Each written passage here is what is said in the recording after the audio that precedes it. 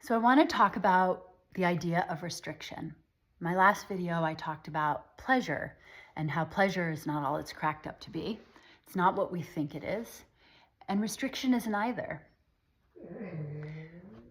Most people, when they think about restriction and food, they think, oh, if I say no to this cake everybody's having at this birthday party, I'm restricting myself.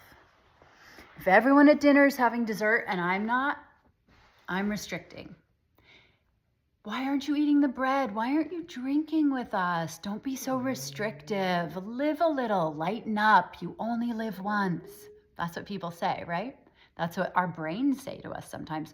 You're on vacation. This is a time to let loose, not restrict. It's a party. It's a holiday. It's Friday night. It's brunch. It's your birthday. You had a hard week. Live a little. Stop restricting. It's just all bullshit. It's all bullshit. And it is creating a huge obstacle between us and the body we want to live in. So let me tell you what actual restriction is. Actual restriction is not having something that your body requires. Sleep, fresh air, fresh water, movement, sunshine, protein, essential fats, essential vitamins and minerals. That's it. Community, shelter, warmth. If you take any of those away, that's restriction.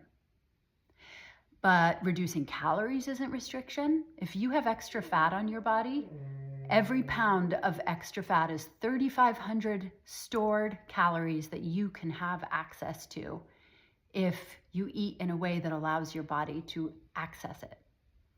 We are all, I only have about 20 pounds of fat on my entire body. That is still 70,000 calories. I think I did that math right. Like, I could not eat for days. I'm restricting protein because that's essential. Our body requires it every single day. I'd be restricting essential fats that our body can't make and essential vitamins and minerals that our body can't make. But I'm not restricting anything. So when you decide that your body is inflamed or carrying extra fat, which is inflammatory, that you are insulin resistant, that you have mood swings, that your energy is crashing, that you're not sleeping well, and you decide to make some changes. I'm going to not look at my phone after 8 p.m. because I'm going to sleep better. I'm not going to drink alcohol at night on the weekdays because I sleep better. Is that restricting? No. That's making a choice because your body doesn't need a phone and doesn't need alcohol to survive. So you may feel restricted, you may feel deprived, but that's only because of what you're telling yourself about it. There's no actual restriction or deprivation happening. Same with sugar, flour, pasta, bread, muffins, crackers, cake, any of it. Body doesn't need any of it. Oatmeal, muffins, bread. I said all those. You do not need carbohydrates in the form of food to survive. Your body has the ability to make all of the carbohydrate it needs endogenously, which means it can do it all internally. You cannot make protein without breaking down your muscles, including your heart muscle, by the way. You have to eat it. You cannot make essential fatty acids. You cannot make magnesium. You have to take these in every single day, or at least enough, let's say adequate amounts in a week. You can go a day without eating and be fine. Some people might lose muscle. Just be aware of that, particularly when you're an older lady like myself. I don't fast for I don't go whole days without food anymore. I did at one point when my autoimmune illness was so bad, I had to try and reset my system, and it was worth it to me to do it. because it was more important to me than keeping my muscle at that phase of my life. But let's really reframe what restriction is. What are you really restricting yourself from? When you're carrying around 20, 30, 40, 50, 100 pounds of excess fat that's causing your body to be inflamed, that's causing your cells to become insulin resistant, that's causing your cortisol levels to be jacked, you're restricting yourself from living a life that feels good. You're restricting yourself from optimal sleep, from movement, from a lifestyle that maybe you would love. I had a client that couldn't even bend down in his kitchen to fix his sink when it got stepped up because he couldn't squat for more than a couple seconds at a time. He wasn't even 50 years old. That is restriction. That is not a life that I would want to live. And what's interesting about restriction is people think also that their quality of life will be less good, that they'll enjoy food less, they'll enjoy life less. I haven't eaten gluten or bread or anything like that in over 10 years. I have Hashimoto's. I'm extremely gluten intolerant. I don't like gluten-free flours and products. I think they're kind of gross and they're full of junk. And they actually raise your blood sugar more than regular flour. So they're almost worse for you in a way. They're much more refined.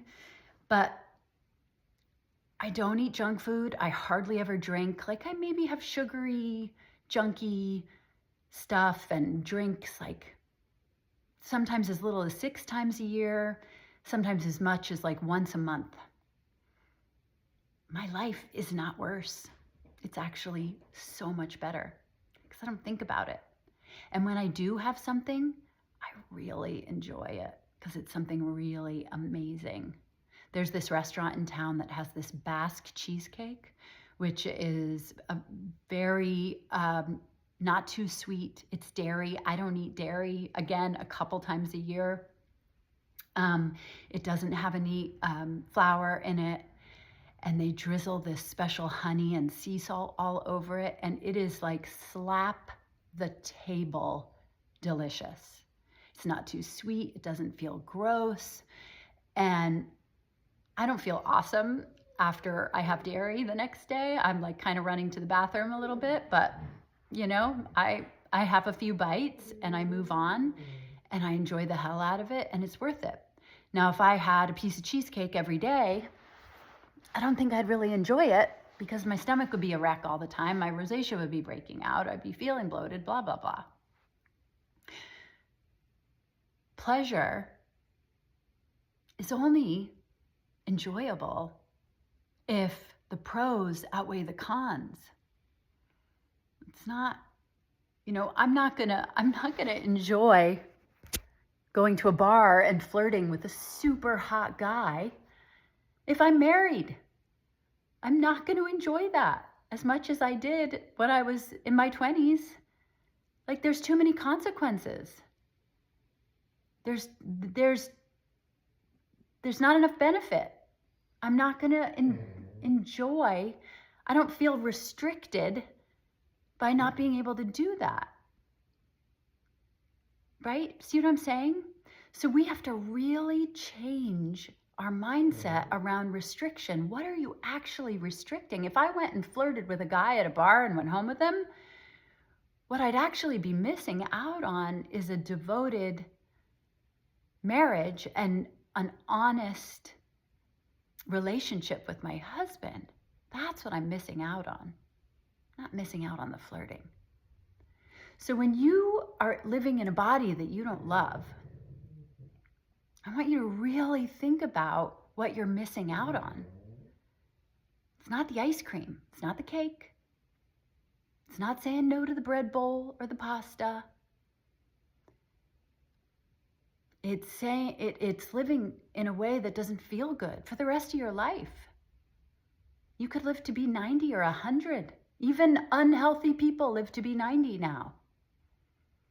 How miserable do you think it's going to get decade after decade after decade?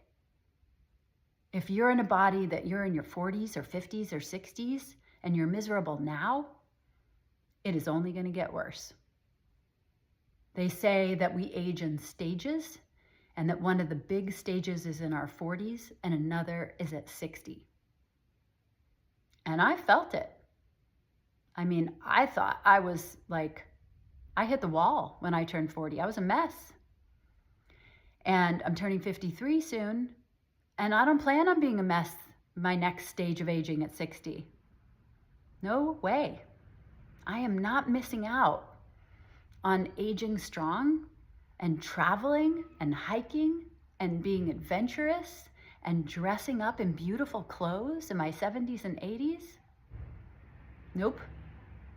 There is no food that is worth missing out on that. Have a great day.